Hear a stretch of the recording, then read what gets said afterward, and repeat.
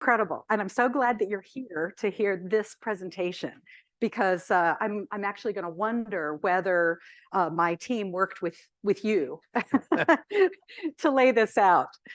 Let me start though. First, thank you so much, Daryl. This has been a dream of mine, I will tell you, to present in this forum ever since I learned about CECP, and I've had the pleasure of joining the board. This has been a tremendous privilege.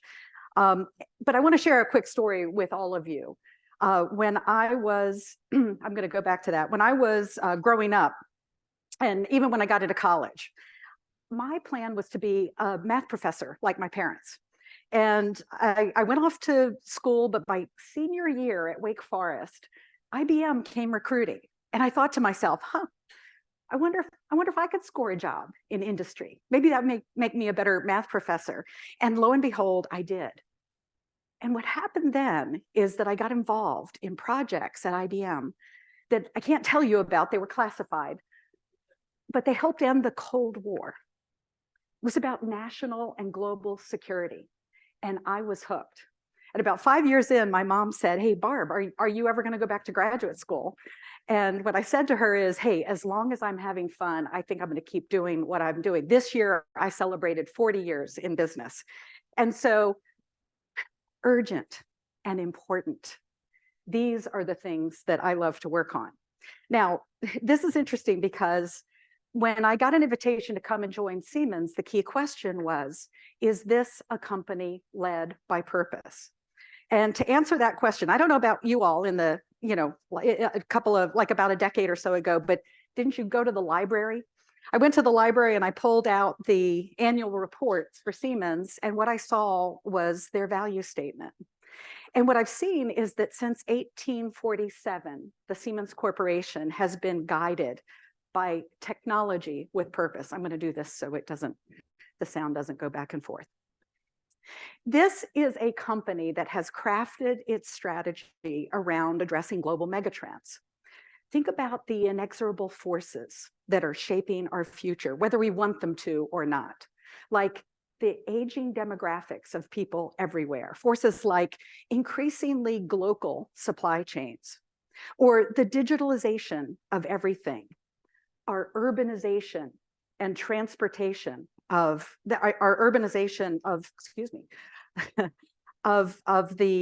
transformation of city infrastructure. And of course, the force that stands alone and that Neely has addressed so passionately, there's no force we face today that is greater than climate change.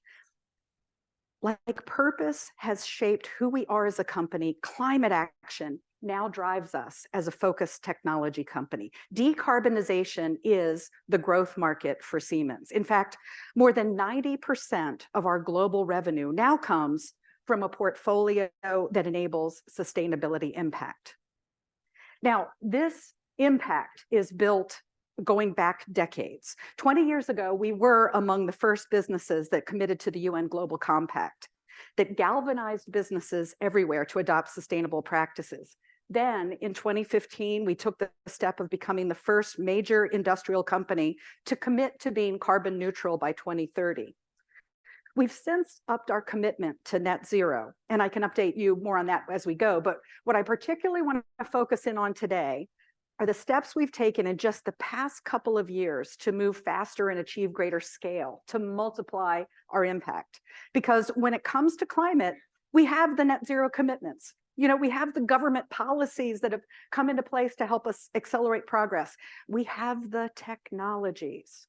We have the technologies to address these issues. But let me just pause here for a second, because what I'll share is what the technologies can do. But first, let me ask you this. What does it mean to be an optimist? A lot of people stop, and I have a podcast called The Optimistic Outlook, and people say, "Oh, doesn't that just mean wearing rose-colored glasses?" Well, no. Optimism means we can look at the terrific challenges we're facing.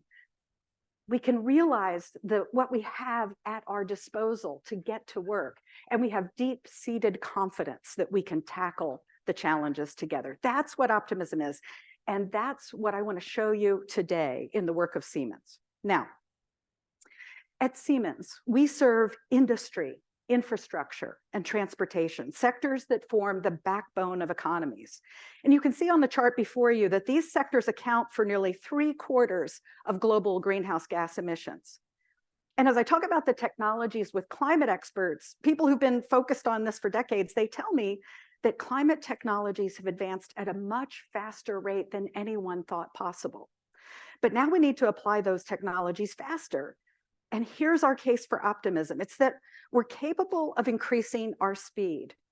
We can multiply our impact as we work together in the public and private sectors. And so at Siemens, in everything we do, we're going to find a connection to increasing speed and scale by which we apply technologies that will achieve decarbonization and support a circular economy. You'll find this in our net zero commitments.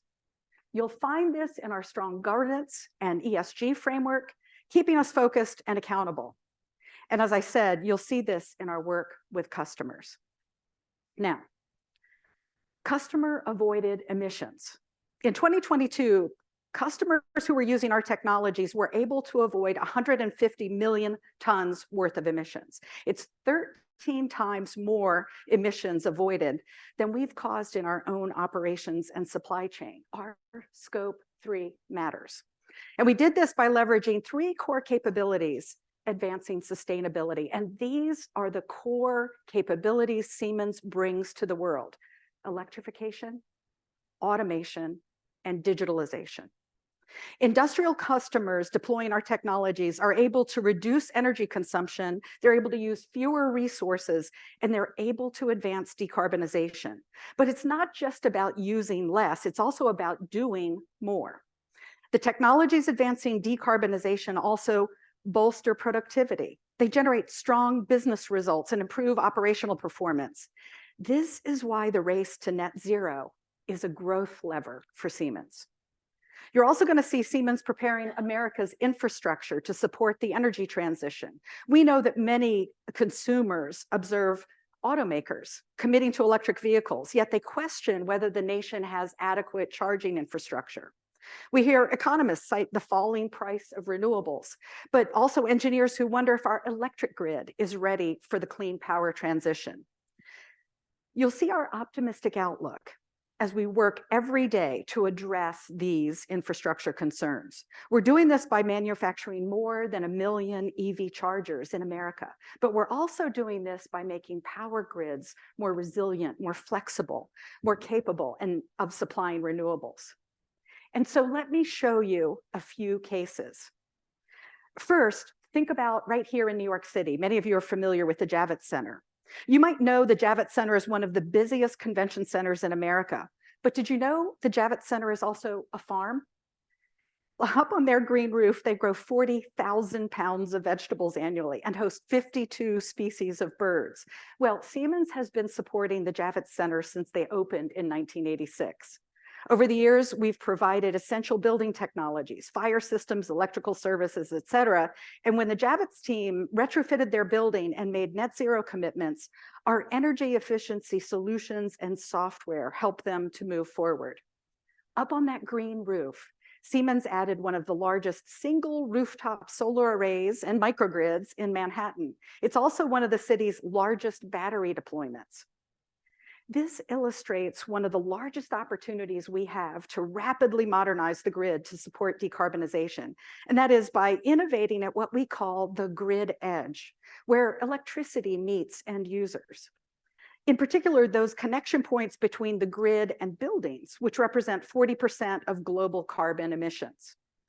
There at the edge, we can bring in technologies that lay the foundation for a smarter grid that can supply clean and resilient electricity. You see, we've had the ability for decades to bring microgrids and solar panels onto buildings, campuses, into cities, and to scale renewables and transform grids.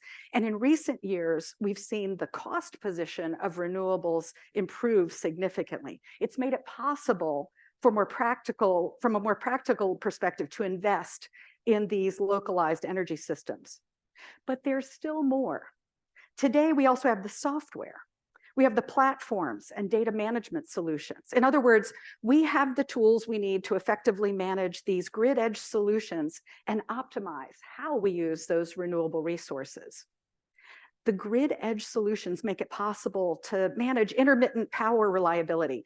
And instead of diesel generators, think about having clean backup power that kicks in autonomously if the utility grid experiences an outage. That means progress toward net zero. It means progress toward resilience and can even deliver energy cost savings along the way. Now, here's another one. At Morgan State, we now see the sustainability transformation that can occur at a campus environment to address aged infrastructure.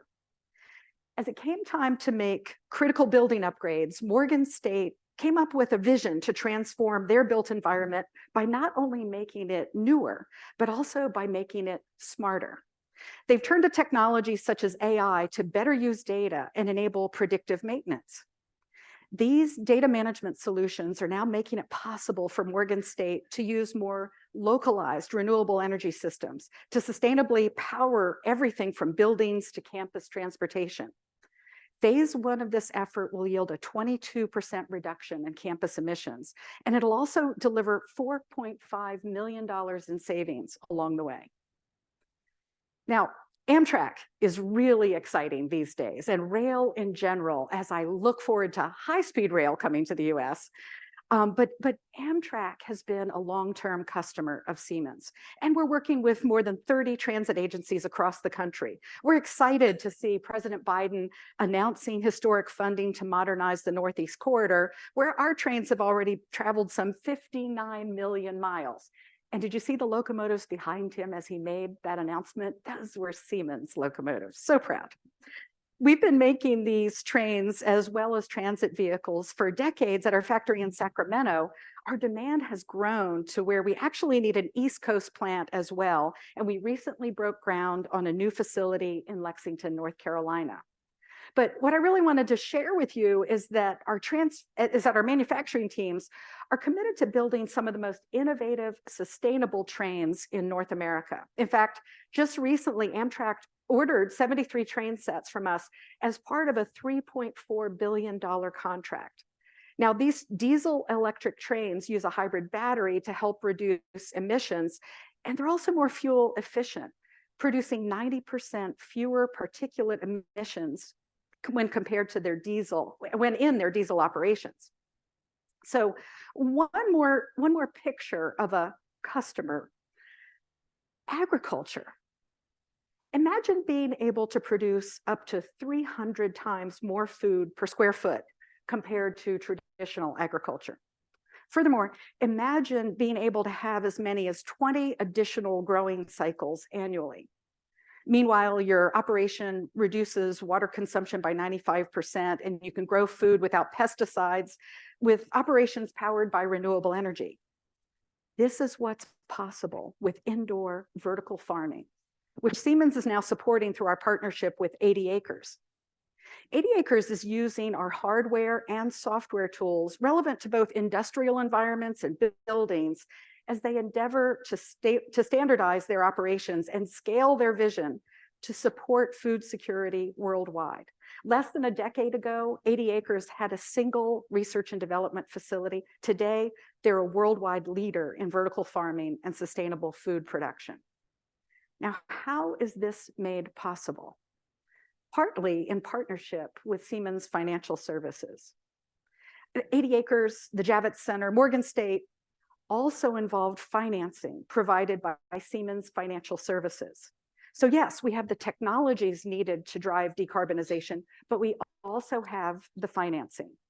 Worldwide, we're providing equity and debt financing solutions to support projects with a total installed capacity of more than 22,000 megawatts of wind energy, 12,000 megawatts of solar, and 1,500 megawatts of other renewable energy products, including battery storage. We've committed more than $260 million in financing for battery storage projects in the Americas. And one approach is sustainability-linked loans. For example, we executed a loan to a communication infrastructure company that leases more than 40,000 cell towers and provides fiber solutions across every US major market. The credit facility pricing is based on KPIs that include the company's increased use of renewable energy and its conversion to LED lights on its cell towers over a 5-year period.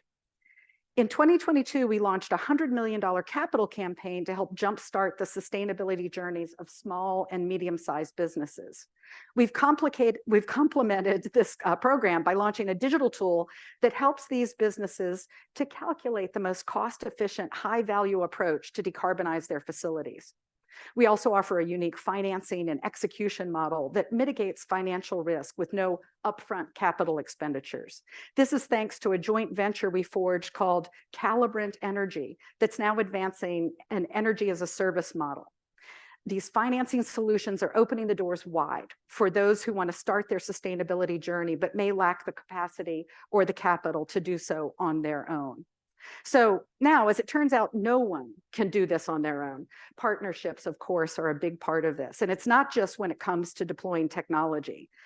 At Siemens, we also look to be part of ecosystems. We look for ways to advocate for climate policies that will get us to the tipping point faster. Policies like the Inflation Reduction Act, the Bipartisan Infrastructure Law, and the CHIPS and Science Act. Partnerships can also hold us accountable and shape ambitious goals. I'll note that we've joined the climate groups, RE100, EP100, and EV100 initiatives. We're one of the few companies to join all three. By joining RE100, we underscored our pledge to obtain all of our electricity from renewable resources by 2030. We're already 3/4 of the way there. With EV100, we've committed to converting to an all-electric fleet, and our EP100 pledge affirms our commitment to owning or leasing only buildings with no net CO2 emissions by 2030. And these commitments really are reflected in our strong governance model. In 2020, our top management body, the Managing Board, made sustainability performance an integral component of management compensation. In 2021, the board then took the next step to strengthen our governance and accelerate our sustainability efforts with DEGREE, our ESG framework. DEGREE outlines how we'll work with all stakeholders, our customers, our suppliers, our investors, our people, the societies we serve, and our planet. The acronym is based on 6 fields of action that drive sustainability. You see them here: decarbonization, ethics, governance, resource efficiency, equity, and I will tell you my favorite, employability. And as our name suggests, the commitment to reducing greenhouse gas emissions is a key part of the framework. The idea is every degree counts as we endeavor to limit global warming to 1.5 degrees Celsius. DEGREE has accelerated our decarbonization agenda, and in recent years, we increased our carbon neutral commitment to net zero. Today, we're more than halfway to our goal. Another key step was joining the Science Based Target Initiative, as you know, a partnership created to drive those ambitious net zero programs in the private sector. We had initially committed to physical CO2 reduction of 50%. We're in an industrial space. With technology enabling us to do more, we've now increased our target physical reduction to 90% by 2030. Our science-based targets further our DEGREE framework and align Siemens with the goals of the Paris Climate Agreement. Now we've reached the tough part of our journey. And that's why we're investing an additional 650 million euros in our own decarbonization by the end of the decade. Now, everyone asks about supply chain. We've now extended our own net zero commitments to our entire value chain. We're committed to greening our entire supply chain by 2050. And as part of our reporting, we published the upstream greenhouse gas emissions caused by our suppliers. We're working with an external partner that prepares analyses based on the economic data models used in this space for the carbon footprint for each one of our suppliers. Since we launched this in 2021, we've invited more than 8,000 suppliers to participate. And so far, we've seen supplier emissions decline on average by 9% as we work towards a 20% milestone by 2030. But what about resource efficiency? Our commitment to climate action extends even beyond decarbonization and using less energy. It's also about being more efficient with resources and preserving a diverse natural environment. By 2025, we aim to reduce landfill waste by 50% from the 2021 baseline year. And let's also think about resource efficiency. Siemens has developed a new standard for the design of eco-friendly products that incorporates clean design criteria across all of our product families. It's driven by an important insight. We know that 80% of a product's environmental impact is addressable in the product design and development phase. And we also know that Siemens software enables our customers to take full advantage of that opportunity so they can design their own products much more sustainably. Now, let's get into that, because this reflects our core strategy at Siemens as a focused technology company. We combine the real and the digital worlds. Our view is this: the more we work on real world processes and products in the digital world, the sooner we'll be able to build a sustainable future. Now, our primary tool for making this happen is called the digital twin. The capability to create digital twins is something we've been working on since 2007, when Siemens made our first US software acquisition. Today, we're proud to be the largest provider of industrial software worldwide and to offer the world's most comprehensive digital twin. So what can we do with this? Well, with a digital twin, we don't have to build prototypes first to see how things will work. In a digital environment, we have the ability to try things, experiment, simulate, apply the laws of physics, and then we can make decisions about what we want to build in the real world. You see, a digital twin provides a precise digital representation of a physical object or process. It also contains all of the real world products data. So as I said, this digital twin can be used to optimize things before they become real. Then when things do become real, the performance data can be fed back into the digital twin so future versions can be even better. This approach with a digital twin can be leveraged to more than just products. We can do it with buildings too. I mentioned the Javits Center earlier. We also help them create a digital twin of their facility that helps them continually improve operations and even to identify problems before they occur. We can even do this with grids. Think about American Electric Power, a great partner here. Well, their engineers have used our tools to create a high fidelity digital twin of the full transmission system. They're modeling how a digital twin can reduce the complexity of managing data. The amount of data produced in an electric utility setting is exponentially larger than what we see in consumer spaces. And in operating a power grid, data is exchanged between many different departments, stakeholders, and systems. Manual siloed sharing practices can slow down the evaluation and implementation of changes on the electric system. It's more noticeable it's a bottleneck actually for the implementation of renewable projects. So AEP's digital twin aligns data from operations and smart meter installations to provide a centralized data source. The data can be used to create electrical models for different needs within the utility. They can look at different scenarios in preparation for changes to the system. As a result, American Electric Power has seen a significant efficiency improvement in how they provide grid reliability and increase renewable capacity. Now, in this next couple of charts, what I want to do is show you how this applies to industry, specifically the battery production that we need to shift to electrified mobility.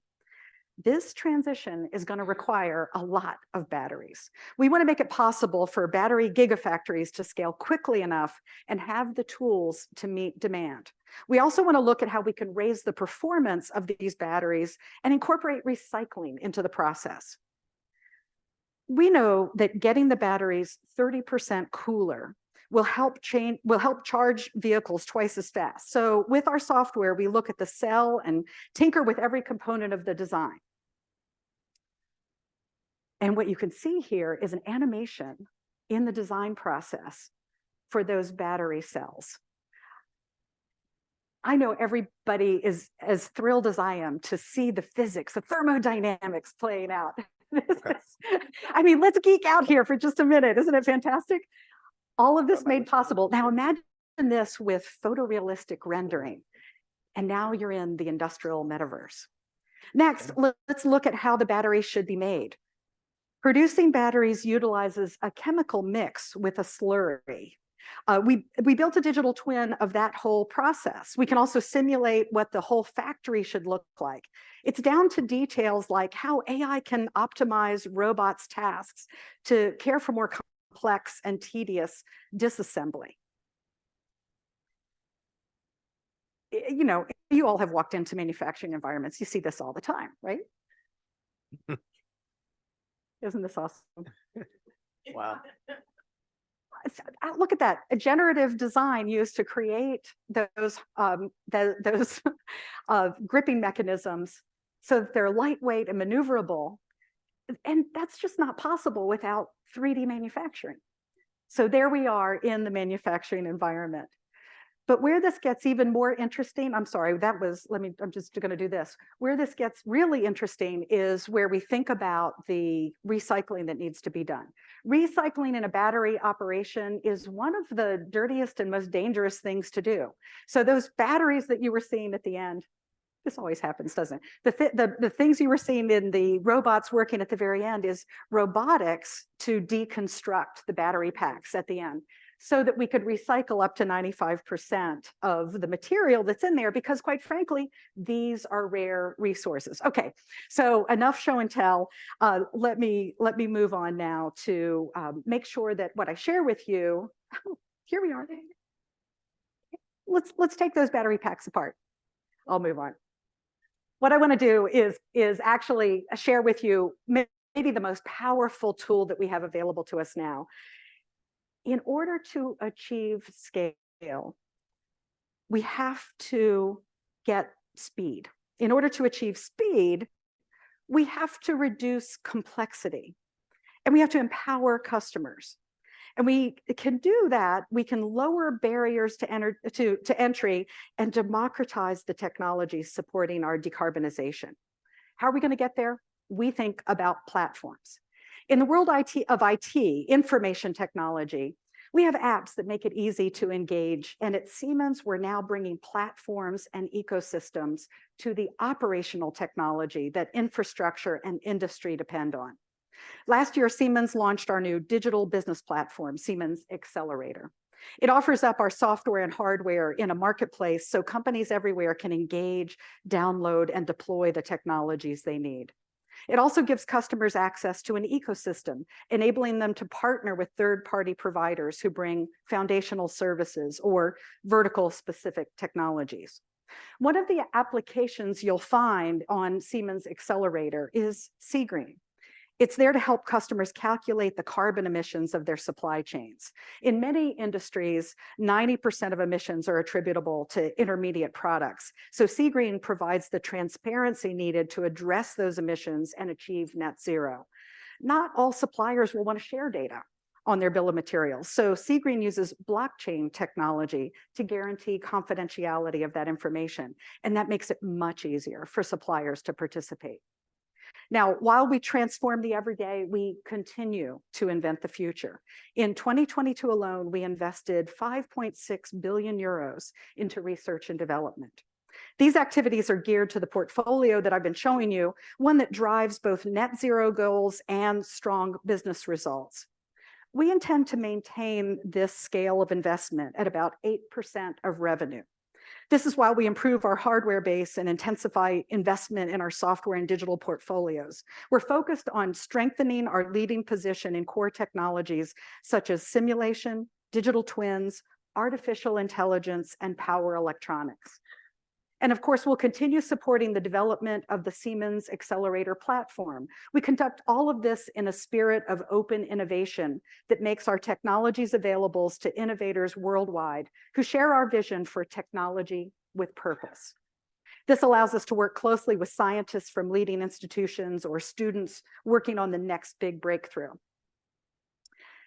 And this is the most powerful concept, one that strengthens the optimistic outlook I've been referring to, and that makes us more capable of multiplying impact, because the value of combining the real and the digital worlds applies to market segment after market segment. And do you see the thread that's running through all of these examples in industry and infrastructure? In combining the real and digital worlds, we have the building blocks Oh, yeah, no, it's good to stuff. tackle Yeah, just about that's any great. climate challenge that exists. Dr. And a Eccles, you final should listen to question this shit. as I close. Barb, What's the cost of doing nothing? what? As business leaders, Not we have to following the look framework. at our Wait, business what's that? cases in a new I'm light. dressed up. We have to realize there are very rational judgments to be made when it comes Oh, to no, terrific. decarbonization. These rational This is really good. judgments will lead Not us to the exactly right following kind our of framework, action but, within our organizations. Well, But here's if we the, don't drive this fast enough, 8% of what are the revenue future focused on impacts to R&D. our businesses and to society? Average like 2. Taking action now is with what we have. Taking action now with what we have. The time value of Start carbon bringing is technology, and far then she more has some valuable examples than that are waiting like, for the perfect solutions to come along in the future. there's And at 45,000 Siemens, in we the see that US, this and I commitment to believe it's, decarbonization, to 200,000 accelerating action, 50,000, somewhere is not only a vital responsibility, what? it 20%? is Yeah. the basis Well, for our 30% of future the spend business is, growth. So, but even let's higher get because they don't get to paid work. as much as others. I and guess. now I'm happy to Okay. take questions.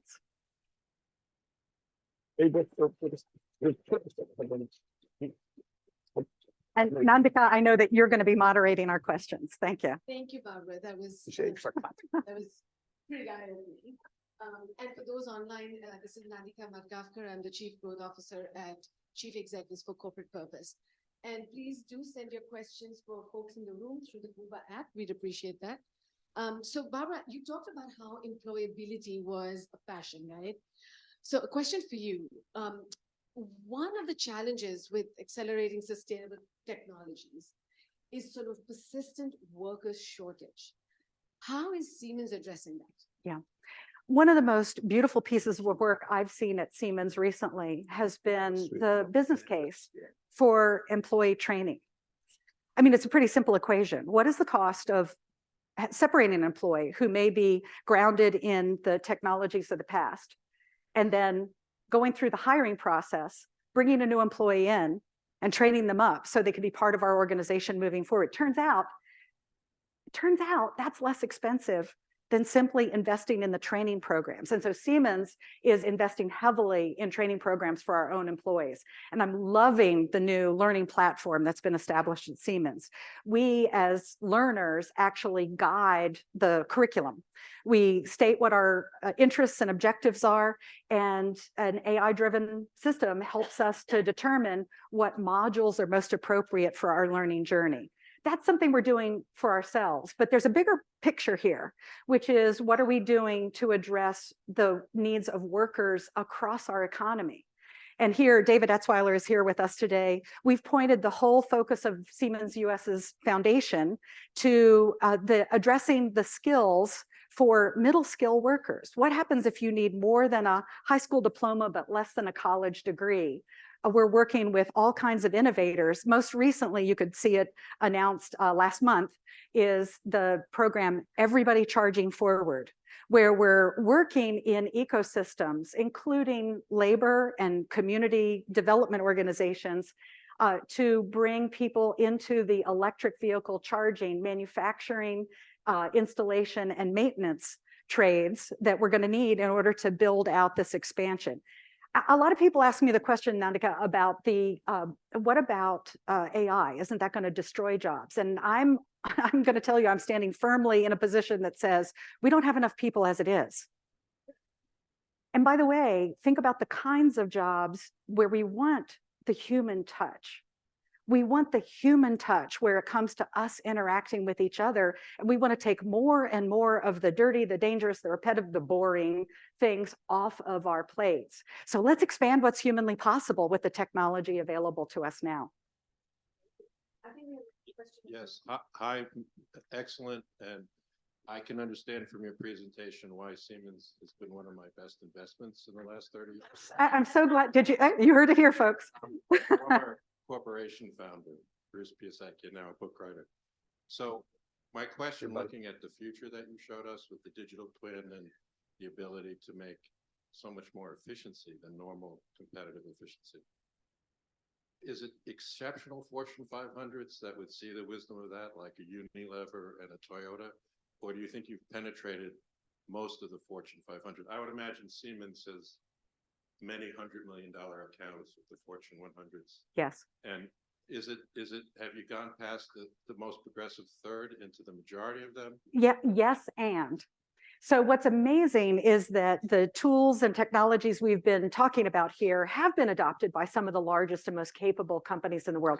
If you have touched an automobile in the last couple of days, you've probably been influenced by Siemens, either design or manufacturing tools, et cetera. So you'll see Siemens technology everywhere. Here's a beautiful thing about those core corporate technologies that I showed you, those building blocks of the future. They apply to businesses everywhere. And I touched on a term that we're using and focused in on. We used to say one of the global megatrends was globalization. We now say glocalization.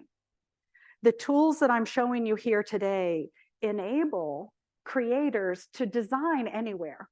Think about global innovation. But now think about the ability to make anywhere. And so what we're envisioning is a future with a much more distributed, much more local manufacturing footprint, because quite frankly, we do want to reduce the carbon cost of our logistics chains. We do want to increase the security of our supply chains. And so by bringing manufacturing closer to the point of need, so here's the deal, move data, not stuff. That's what we're working on.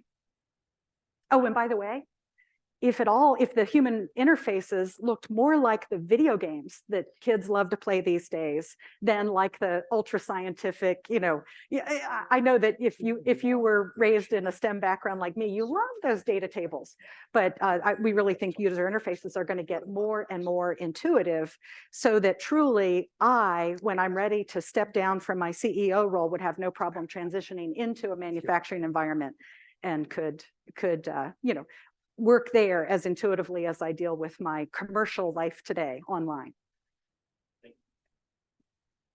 Barbara, we have another question. Where are you on achieving your net zero goals, and kind of what are some of the bottlenecks you're experiencing? Yeah, let's see. So I said we had laid out a plan which says by 2030, right, we want to be carbon neutral and we want to be halfway there by 2020. We were 57% of the way there. I'm 54 or 57% of the way there by 2020. So well on the way. As you know, as everyone who's on this journey knows, the baseline is constantly going like this because we're buying new companies, we're setting up new manufacturing, but everything that we're doing we're reducing our carbon intensity. So we've just announced new manufacturing in Fort Worth, Texas, where the team is coming up with all kinds of innovative ways to reduce the carbon footprint of a paint line, for instance. So we are at that point of overcoming the really hard to abate things. I'm going to share a quick story, though, that Neely talked about the fact that we are now creating markets. Think about the real estate market. During COVID, our landlord had extended us a couple of times in the building that we're in, but the time came for, we had to make a decision. We're going to sign the next 10-year lease for our Siemens corporate headquarters in Washington, D.C. Our landlord said they were not interested in being on the carbon journey with us. And so we said, we will move. And this December, we're moving into a building where the landlord and the owner are on that journey with us, and across the country, we're making those decisions. We believe that responsible business leaders need to create the market. And so Siemens Real Estate is a big player in that field. Then let's talk about a fleet of vehicles. Yes, we have some 5,000 vehicles that our employees drive across the United States. And we know we have a date certain, 2027 would be the last moment to lease, sign a 3-year lease for those, but we're moving people as quickly as possible into electric vehicles. So where are the hard sticking points? I'll tell you, it's still in our manufacturing processes. And still, the other thing I think we all need to tackle is the aviation. And the way we move, the way we fly, these are going to be huge challenges for all of us. And I was excited to be on United's first sustainable aviation fuel flight from Chicago to Reagan National Airport. But I'll tell you, this market creation is the key to our success. So I was really excited to see that video on the digital twin technology piece. That's so really cool. Brings it to life, doesn't it? Brings it to life. Yeah, so how do you see this technology evolving, and what are some of the challenges that the digital twin technology will solve for the future? Because we're all about future focus, right? So what are some of the solutions that this will hopefully solve Yeah, for us? so let me share with you the story we love to tell about the digital twin, just to get people really thinking big about what they can do with the digital twin. Think about the Mars rover. When NASA and JPL needed to land a rover on Mars, they weren't able to physically create the environment, the Martian atmosphere, the gravity, et cetera. It's just impossible to physically replicate on Earth. So they turned to the digital twin. They used the digital twin to test a set of parameters, call it, thousands of permutations of what parameters would lead to a successful landing on Mars. That's the kind of problem that can be solved in the digital world. And we know about the success. We now have a rover that's been, roving that Mars dust for a decade now. So the question to creators everywhere is, what's the problem you're trying to solve? Siemens creates an enabling technology, but what's so exciting is that it's the creators themselves. A high school student named Ashley Kimball used this technology in a class, actually a club, to design a lightweight prosthetic foot for a former Marine. She was able to build it and give him the ability to engage in sports. A high school student, with the tools that we have available to us today, something that would have taken an army of engineers decades ago. This is the art of the possible. So look across the world now. We speak in terms of, buildings and factories and trains. But what other market segments might this apply to? Where else? Neely, I'm sure you're working with all kinds of creators. Right now, my favorite game to play is when we have companies coming to us wanting to partner with Siemens, wanting to become a customer of Siemens. The question I love to ask is, where are you on your digital twin? And I had a battery founder actually came to see us, and he said, I've already built a prototype plant, and I've got a line running that's going to help me figure out, debug, et cetera. And I said, no, I'm talking about a virtual digital twin. It did not resonate until we saw each other again 2 months later. And he said, Barb, that plant line that I built, I had forgotten to think about what happens if part of it goes down and you need an overflow area. And he said, I want to start now. Let's get the digital twin built, because I know with the journey that we have ahead, better late than never. I see we have 1 minute left. All right, so one quick question then. We are chief executives. Sorry, what question? Neely? Neely has a question. Yes, please, but you'll need a microphone. First dibs. Thank you. I wanted to ask about the intersection between the technology environment for design with the digital twin and 3D printing for manufacturing, where, especially when I think about your globalization and maybe even just lowering the footprint of the factories and the manufacturing facilities, is what is easy about that? What's happening? What's hard? What's next? You see it. Okay. Siemens has a collaboration network we've built. It's called Catch. So down in Charlotte, North Carolina, we've got a team sort of headquartered. And the question is, how can we apply additive manufacturing, 3D printing within our supply chain? And then they've created a network of locations, partnering with companies like Xerox and others. I can't remember all the names of the partnership members, but imagine open ecosystem. And what they're proving out is the ability, again, to transmit designs for manufacture close to the point of need. Blockchain, I know we've all been sort of metaverse, blockchain, et cetera. A lot of people have been asking, these are technologies made possible in the last couple of years. How are we going to use them? How are they going to be useful to us? Look to the industrial world, look to makers, because we can find ways to use these IT applications in our OT environment. And the future with additive manufacturing networks is exciting. And that's all I have time for. I'll take this. Thank you. That was great. Thanks, Barb. That was fantastic. And for those who kind of were wondering, can we solve this climate issue? It's like leaders like Barb that says, yeah, we got a shot at this thing. But who would really like to meet Barbara's digital twin? I mean, wouldn't that be like the greatest thing you can do? I thought, lots of stuff and incredible case studies and real examples to kind of bring this to life. But the numbers I